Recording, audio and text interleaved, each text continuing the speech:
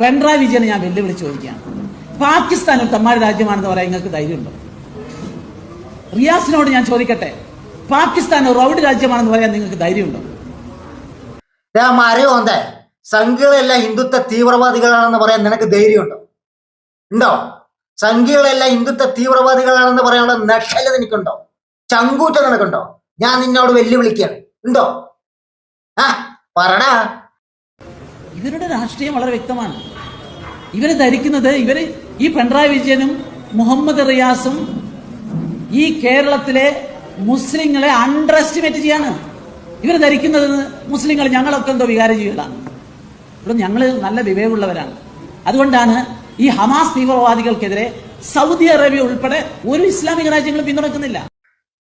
Saudi Arabia അവിടെ നിൽക്കട്ടെ, പിണറായി വിജയന്റെ രാഷ്ട്രീയം അങ്ങോട്ട് മാറ്റി വെച്ച് കഴിഞ്ഞാൽ മനുഷ്യൻ എന്ന നിലയിൽ അയാളെ ഇസ്രായേൽ ഒരു തെമ്മാടി രാജ്യമാണെന്ന് പറയാനുള്ള ചങ്കൂറ്റം പിണറായി വിജയൻ കാണിച്ചു. ഒന്നുമല്ലെങ്കിലും അയാളുടെ മതത്തിലിരുന്നു കൊണ്ടാണ് അയാൾ അത് പറഞ്ഞത്. അതിന് നമ്മൾ സമ്മതിച്ചു കൊടുക്കണം. നിന്റെ അവസ്ഥ എന്താണ്?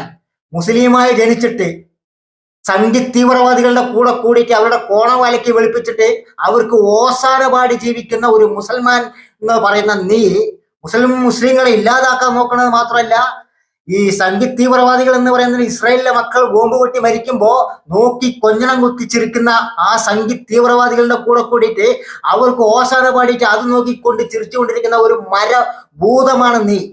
നിനക്ക് എന്ത് യോഗ്യതയാണ് പിണറായി വിജയനെ വിമർശിക്കാൻ? പറടാ, എന്ത് യോഗ്യത നിനക്കുള്ളത്? ഊളെ, ആദ്യം നീ മനുഷ്യനായി മാറിയിട്ട് നീ നിന്റെ സ്വന്തം മതത്തിന് വേണ്ടി എന്തെങ്കിലും നന്മ ചെയ്തിട്ട് നീ പിണറായി വിജയനെ ഉണ്ടാക്കാൻ പാ.